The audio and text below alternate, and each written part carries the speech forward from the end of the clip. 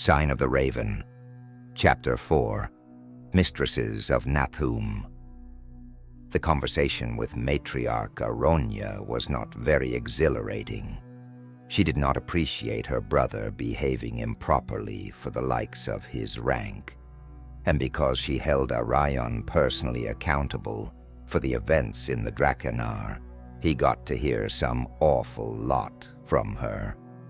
He was lucky that she was his cousin, one out of two reasons saving him from major punishment procedures.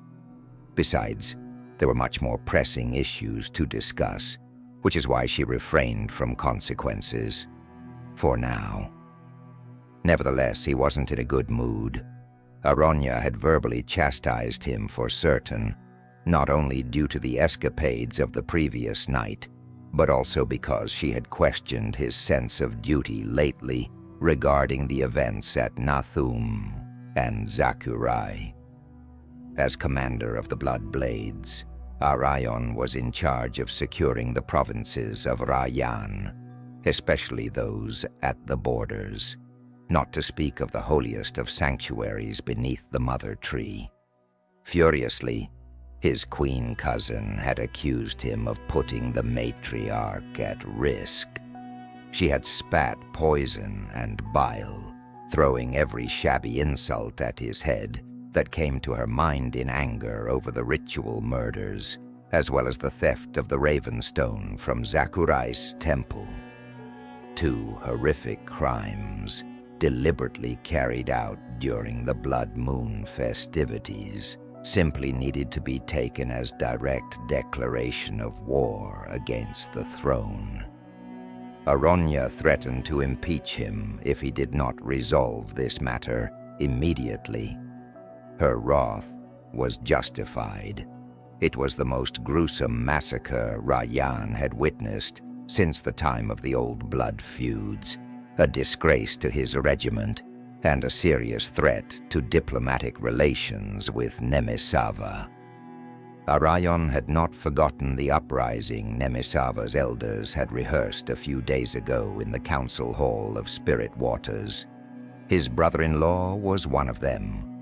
The grumpy guardian of morals never liked Rayan very much, and this time he had every reason to expose him in front of the assembled council members.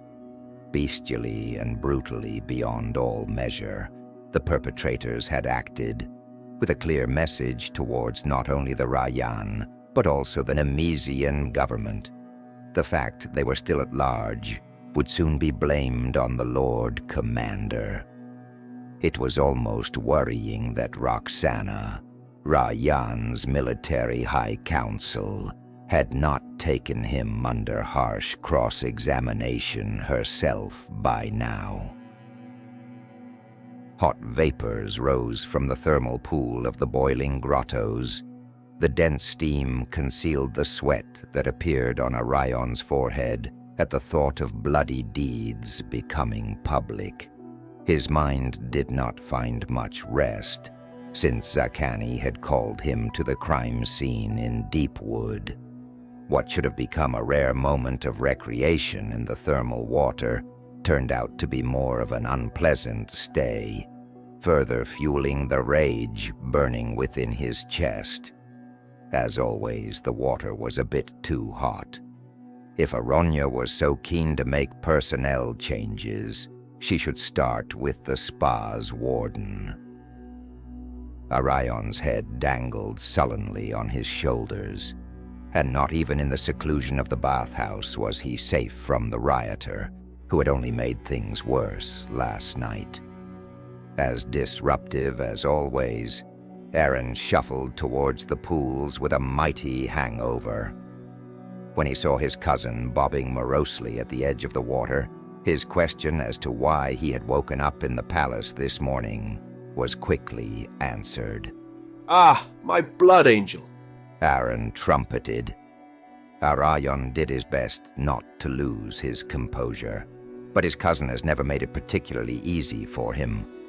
With far too much momentum, the Lord General jumped into the water next to the Lord Commander. and moaned unmistakably as the warm water washed around his naked body. A few of Aronya's handmaidens giggled furtively at the other end of the thermal pool. That was exactly the kind of attention Rayan didn't need right now. Do you have to be such an eccentric big jerk all the time? He grumbled, unnerved. What's wrong with you again?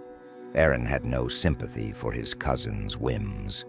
After all, it was him and not Rayan who had caught a good cut from this half-strong juvenile in the arena. Insolent rascal. Hopefully, his jaw would still lay in pieces tomorrow. What's wrong with me? With me? Rayan pulled his cousin, who momentarily was paddling in the pleasant water, back to the edge of the pool. We have a problem. A shit-fucking big problem. He drummed into Aaron. The border forest is raging while you are fighting some puppies in a sandbox banter at night. Aaron didn't understand a word, but his blood brother definitely sounded grumpy again. Why the Owl Countess once preferred this grouch to him, he still didn't understand. Now, get yourself together again, Ray. He tried to calm him. You're in an even worse mood than I am this blood moon. Most of the time, the general knew how to deal with his hot-headed cousin commander. Aaron was only too happy to overlook when their roles of superior and subordinate were switching every now and then in private.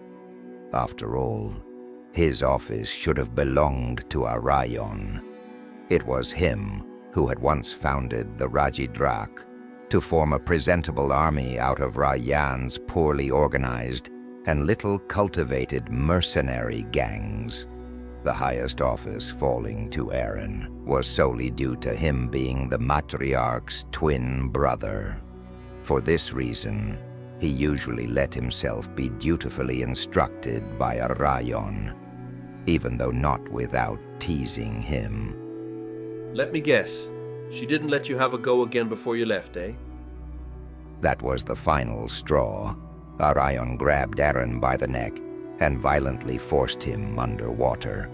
He left him there for a while, under a strong grip, before letting him resurface, gasping for air. Hey, don't be so tempestuous, my blood angel.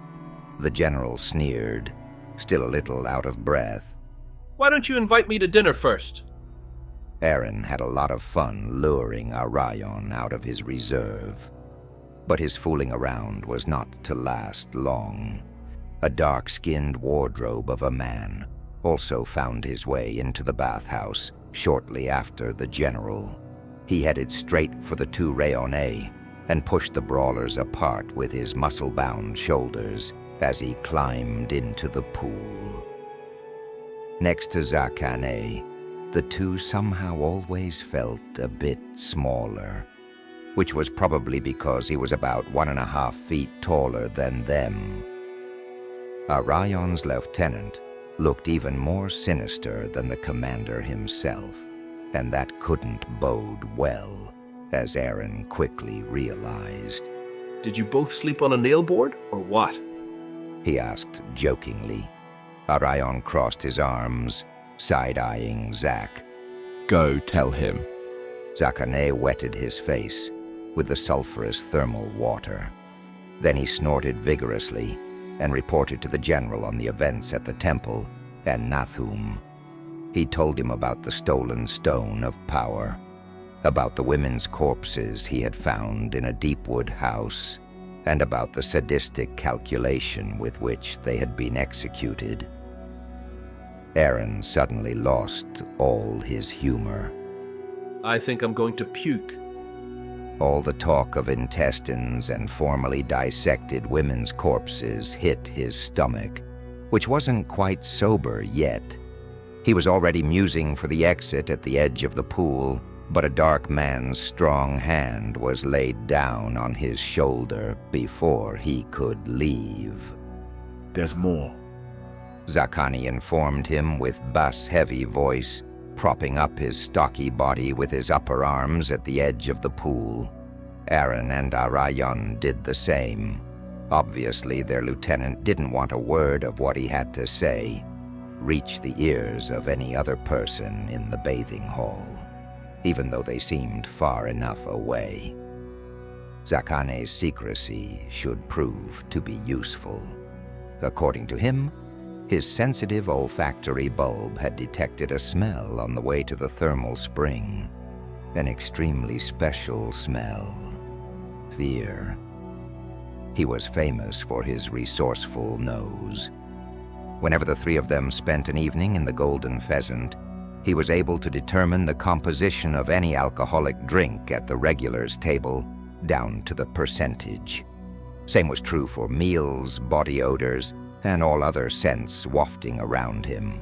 One of the reasons why he did not like to be in the capital. Its noble ladies' penetrating perfume clouds strained his olfactory capacities. But in this case, a lady wasn't the source. The scent of fear came from a slender lad who had obviously followed Zakane and was skillfully hiding behind Aronya's naked maidens at that very moment. Surrounded by busty female bodies, he would have been successfully overlooked in all the heated haze if the ebony-skinned Raji Drak hadn't smelled him. This spy still thought he was safe, and that should not change for the time being. She wants you to leave immediately. Zakane's insistent words indicated that his mistress Aronya had other plans for him. Consequently, Aaron and Rayan set off for Nathum without him to question the locals. Nathum at the break of day. The small province, Nathum, was located on Rayan's southeastern border, in the immediate vicinity of an active volcano named Nath. Although the seething giant only threw a significant amount of lava once every few centuries, earthquakes and ash rains occurred from it more often, according to the village elders. Earth vaults of the deepwood houses around Nathum reached infinitely deep to act as a buffer in the event of ground tremors. Their corridors, basically dead roots of the great mother tree, Zakurai, offered refuge in deeper areas where earthquakes were usually weaker. In addition, Nathum possessed a crystal shield envied throughout Gardyan. Its resonating rhodolite consoles were the arcane masterpiece of local mages, responding to any little rock tremor. Their energy fields automatically set in motion when an eruption was looming. A magnificent, crystal-wrought protective wall that had kept many lava flows away from the province in the past.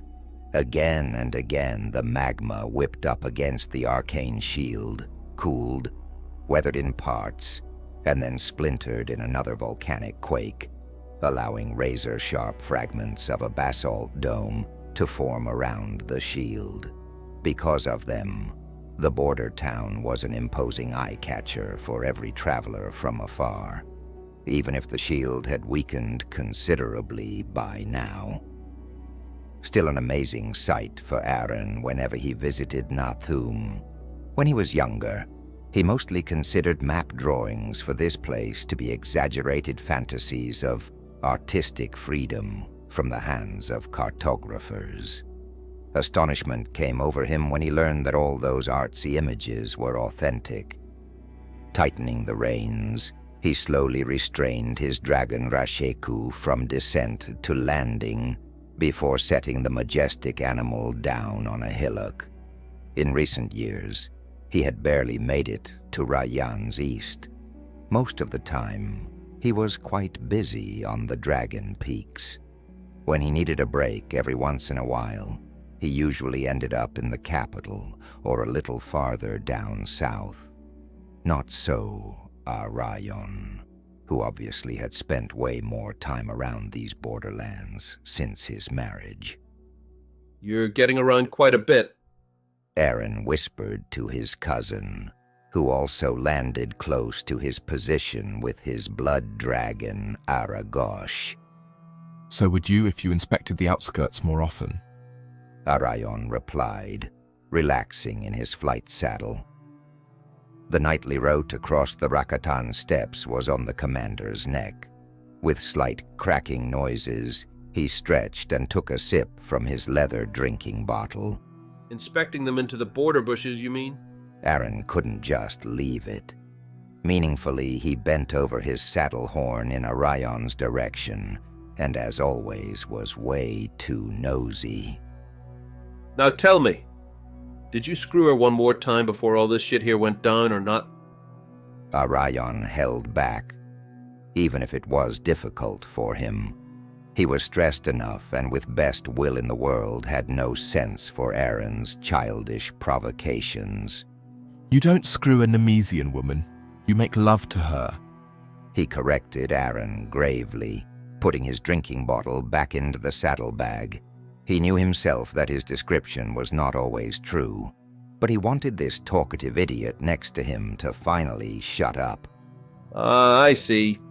The Lord General cackled and was far from done with his inappropriate comments. Well, then I hope that your lovemaking will soon provide me a daughter-in-law.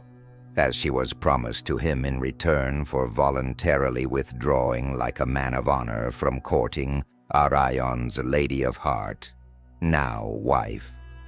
Have you already supplied the son-in-law for this? Rayan inquired snippily. Your puppy obviously whines more like a girl. Disparagingly, Rayan's look fell at the new father to tell him the good news.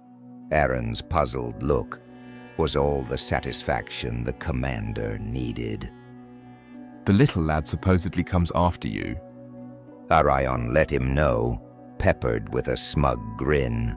Screams around like a madman if he doesn't get a nipple. Truly have to think about whether I want to put my future daughter through that. It's a boy? Aaron has rarely been seen so perplexed and at loss for words. He had not yet heard of his son's birth. How should he with all that trouble? As one can hear, Rayan confirmed. In all of Rayan, there were hardly news of this magnitude that did not reach him first. The God of Honor's dragon riders had stuck notice in his pocket on the Drakenar. They regularly stopped at dragon peaks during their routine flights to supply their winged lizards. And during this fateful blood moon night, the deafening screams of a newly born fox blood with extremely strong lungs were to reach their ears. Tightening his leather gloves and gently patting the throat of his scaly mount, Rayan began to slide down into the valley on Aragosh. A completely aghast cousin general was left behind on the hill, without much more commentary, but with a wave of stirred-up dust. Hey, wait a minute! Aaron yelled after him. I've just become a father, and you have nothing better to do than to carry me off to the other end of the realm? Rayan! Indignant, he gave Rasheku a slap on the flank and followed his cousin into the valley for a rapid chase. First sun rays were already flaring from behind the treetops when they arrived at Nathum. Their dragons were left to rest on the extensive meadows in front of the hilltop castle, following the road to the gates by foot. It led along a quiet trickle of viscous magma.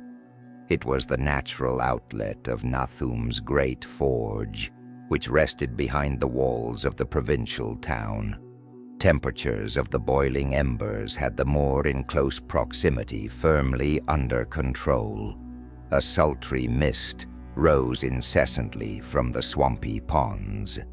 At the same time, the glistening stream acted as a natural illumination for the mountain climbs, which, in the volcanic vent's shadow, led to the most daring of all settlements on Rayan soil.